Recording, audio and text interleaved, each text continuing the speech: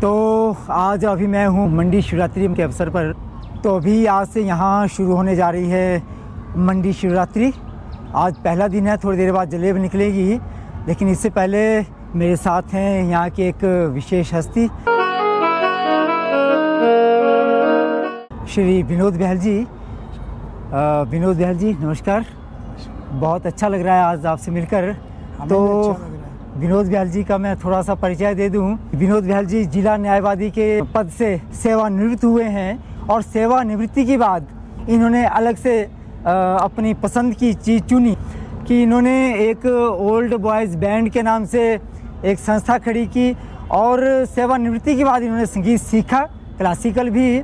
लेकिन इनका जो विशेष महत्वपूर्ण योगदान रहा है वर्तमान समय में, वो योगदान है मंडी की संस्कृति, उसकी मंडियाली बोली के संवर्धन का। तो उसका वो संरक्षण के लिए और संवर्धन के लिए बहुत ज़्यादा प्रयास कर रहे हैं। हाल ही में इनकी एक पुस्तक मंडियाली बोली में हास्य काव्य संग्रह इनका निकल रहा है, लाड़ी री जिनांग। तो बड़ी जल्दी हम सोचते हैं कि जल्दी निकल जाए। तो विनोद जी बहुत अच्छा लग रहा है, आज शिवरात्रि के अवसर पर हम एकत्रित यहाँ हुए हैं और विशेषकर मैंने थोड़ा सा आग्रह किया और आपने अपना समय निकाला। तो आज हम जानना चाहेंगे मंडी शिवरात्रि के बारे में, क्योंकि आपका लोक संस्कृति में रुझान भी है और उसके संवर्धन में, उसके संरक्षण में भी आपका बहुत बड़ा योगदान जो है आने वाली पीढ़ियाँ याद करेंगी। आज विशेष तौर पर क्योंकि शिवरात्रि का दिन है, आज से शुरुआत है, तो मैं जानना चाहूँगा कि शिवरात्रि का पहला जो स्वरूप था, जैसा आपने महसूस किया बचपन से लेकर, और आज उसका स्वरूप क्या है, क्या उसमें कोई अंतर है? तो आप खुलकर अपने विचार व्यक्त करें। सर्वप्रथम आपका धन्यवाद, आप कुल्लू से समय निकालकर इस पावन अवसर पर मंडी आए। तो सबसे पहले समस्त श्रोताओं को इस शिवरात्रि महापर्व की हार्दिक शुभकामनाएं। जब से होश संभाला तब से अभी तक लगभग 60 से 65 शिवरात्रि उत्सव मंडी के देख चुका हूँ। भले ही नौकरी के दौरान बाहर रहे, लेकिन शिवरात्रि के पर्व पर कभी आना नहीं भूलते थे। तो मुझे अच्छी तरह याद है जब हम स्कूल में पढ़ते थे, तो इस छोटी सी नगरी में शिवरात्रि का स्वरूप जो था वो भी बहुत ही छोटे स्तर पर सादगीपूर्ण ढंग से था। और जहाँ माधव राय जी हैं वहाँ से जलेब निकलती थी और जो चांदनी बनी है शेरी में, वहाँ पर मान्य गणमान्य वहाँ चांदनी में बैठते थे और सामने जिसे शेरी कहते हैं वहाँ पर खेलें होती थी। और जहाँ मैं इस वक्त खड़ा हूँ, जिसे पहले सिद्ध सर कहते थे, यहाँ पर विभिन्न विभागों की प्रदर्शनियाँ लगाई जाती थी और बच्चों के लिए खेल कूद के यहाँ पर मनोरंजन के साधन मुहैया कराए जाते थे। जगह कम होने के कारण जहाँ आप ऊपर देख रहे हैं, जहाँ अब एक कैलाश होटल है, कैलाश रेस्टोरेंट है, नीचे शिवा होटल है, इसकी जो सामने जितना भी लंबी सड़क है उसको तलावारी कूनी कहते थे। तो तलावारी कूनी में यहाँ पर एक लंबा मीना बाज़ार लगता था। और जो सामने जहाँ HDFC बैंक की तरफ आप देख रहे हैं आज के, उसमें यहाँ कृष्णा टाकीज़ होती थी और इस पूरी सड़क का नाम सिनेमा रोड था। और जो सिनेमा रोड था उसमें बाज़ार था मंडी नगर का। तो मंडी में जब शिवरात्रि मनाई जाती थी तो हमें अच्छी तरह याद है कि हंडोले, 2 मुश्किल से 3 हंडोले, जहाँ पे करगिल पार्क की दीवार है उसके साथ ही लगते थे। और उसकी दाईं ओर बाहर से अपनी पब्लिसिटी करने के लिए उन दिनों सिगरेट, बीड़ी और बाकी दुकानें अपनी पब्लिसिटी के लिए अपने स्टॉल लगाते थे। बसें होती थी, उनके ऊपर जोकर बन करके वो लोगों का मनोरंजन करते थे। एक तरफ टमक बजता था और लोग अपने पारंपरिक परिधान में आकर के इन मेलों का आनंद लेते थे। अपने नाते रिश्तेदारों को बुलाते थे, मेहमान नवाजी होती थी।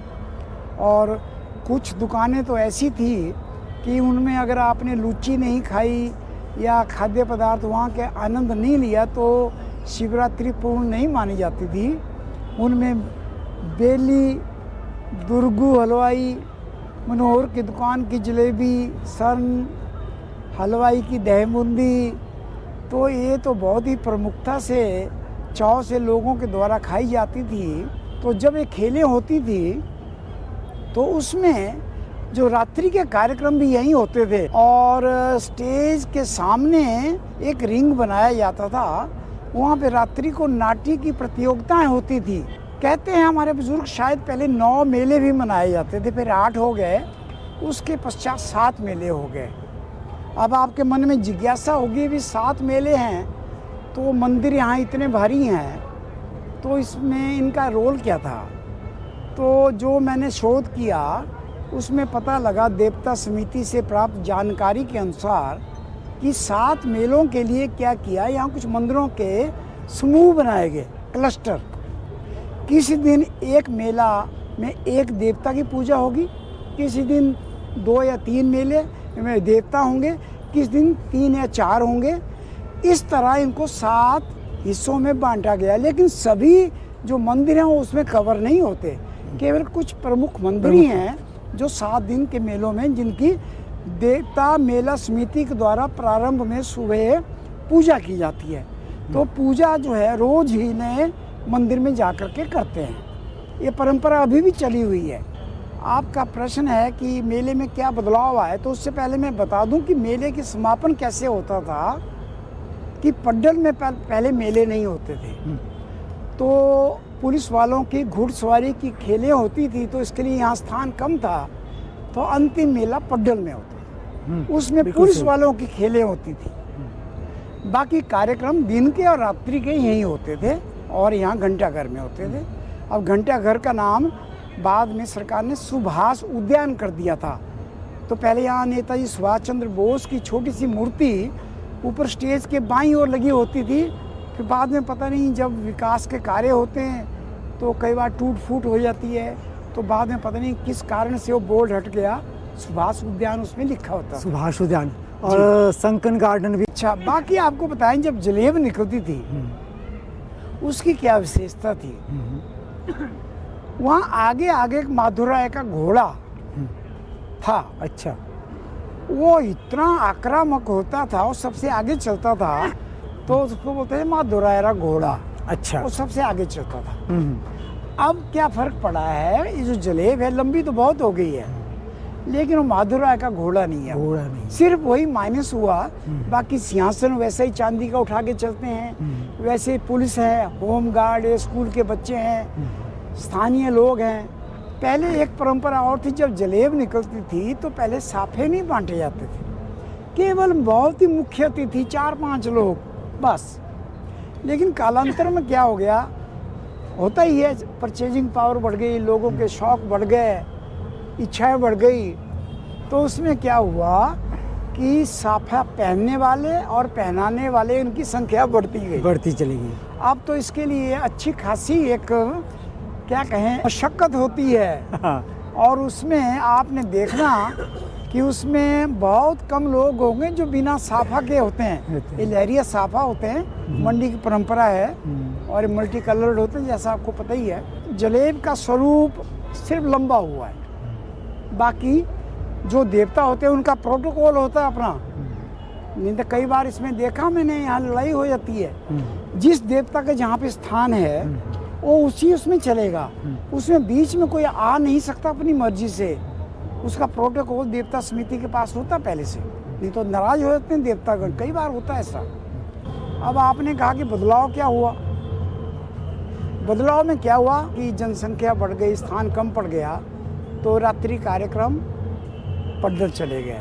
हालांकि लोगों ने उसमें काफ़ी वो एजिटेट भी किया, लेकिन चंद्रशेखर जी ने पहली मीटिंग अटेंड की जब शिवरात्रि की। चंद्रशेखर जी जो धर्मपुर के विधायक हैं, उन्होंने आते ही पहली मीटिंग में कहा कि रात्रि के मेले की जो सांस्कृतिक जो भी होंगे कार्यक्रम वो शेरी मंच पे होंगे, और तब से हो ही रहे, क्योंकि नगरवासियों की डिमांड थी तो पूरी हुई। 4 राजाओं के काल में ये जो चांदनी है इसका विकास हुआ है। कभी इसका रिपेयर हुआ, कभी रीमॉडलिंग हुई, कभी रिपेयर हुई, कभी कुछ हुआ। तो चारों राजाओं के नाम यहाँ पे, यहाँ शिलालेख लगा है, ऐसा लगा हुआ है। उसमें नाम आप पढ़ेंगे। मंडी की विशेषता और इन चालनियों की रात्रि के जो कार्यक्रम होते हैं, यहाँ से हम देखेंगे तो बाईं ओर का जो हिस्सा है उसमें केवल महिलाएं बैठेंगी। अच्छा। और दाईं ओर पुरुष बैठेंगे। इसके लिए कोई रिटन लॉज नहीं है, कोई ऑर्डर नहीं है। ये मंडी नगर की प्राचीन परंपरा है। और पहले तो ऐसा होता था कि लोग बच्चों को भेजते थे, टाट पटियाँ होती, छोटी टाटें होती, उसको लेकर के जगह संभाली जाती थी, क्योंकि तब कार्यक्रम सीमित होते थे ना, लेकिन उसमें परंपरा ज़्यादा थी। तो बदलाव में अगर आप पूछेंगे तो सबसे बड़ा बदलाव पता क्या, जो हमें बुरा भी लगता है, नगर के लोगों की पार्टिसिपेशन कार्यक्रमों में बहुत कम होती है। समय के साथ जो लोग क्या करते हैं, या तो ऑनलाइन देखते हैं, क्योंकि सारे लोग तो चैनल जो होते हैं इसका टेलीकास्ट करते हैं। लेकिन आज की जो प्रथम जलेब है उसकी विशेषता क्या है, आप जब कवर करेंगे आपको स्थानीय चेहरे सारे दिखेंगे।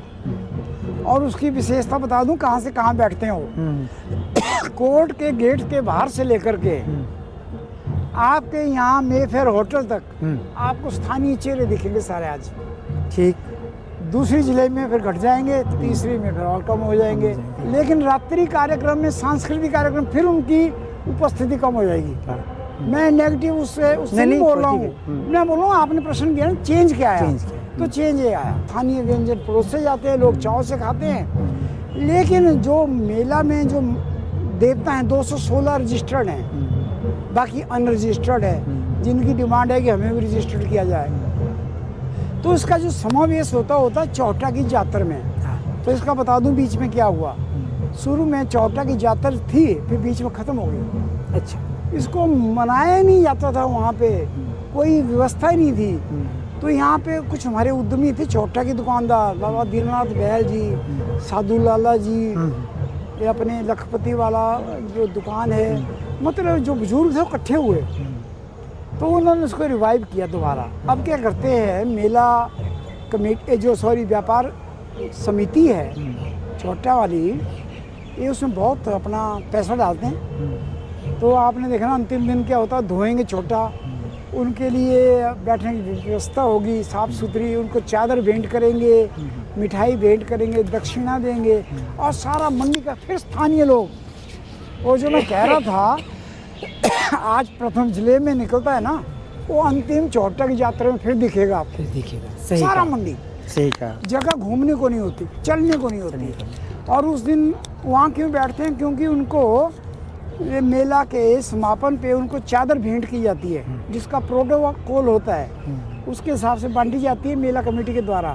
फिर जब चादर उनको दी जाती है मेला में, तो देवतागण थोड़ी देर के लिए नगरवासियों को अपने श्रद्धा सुमन चढ़ाने के लिए यहाँ आकर के बैठ जाते हैं। राइट। और कमरू नाग जी विशेष उसी दिन उतरेंगे अपने स्थान से ऊपर से। अच्छा, अंतिम दिन आते हैं नीचे? हाँ, आते हैं। अच्छा। और थोड़ी देर के लिए रुकेंगे यहाँ, और लाइन लग जाती है एकदम से। तो चौटा में जब बैठते हैं ना, वो जो 3-4 घंटे का नज़ारा होता है, वो इतना भव्य होता है। अच्छा। तो उसके बाद नगरवासी उदास हो जाते हैं। सही कहा। कि हम ये इच्छा करते हैं कि हमें उनका आशीर्वाद मिले, घर में सुख शांति रहे, अगले साल फिर आए। फिर उनका हम व्यग्रता से इंतज़ार करते हैं, और एकदम से ढोल धमाके ना अगले दिन आप मानिए कि 95% चले जाते हैं, और सन्नाटा सा हो जाता है शहर में। तब लगता है कि यार क्या आनंद था, क्या ढोल धमाके थे, आवाज़ें थी। तो ये जनाब मंडी का हमारा।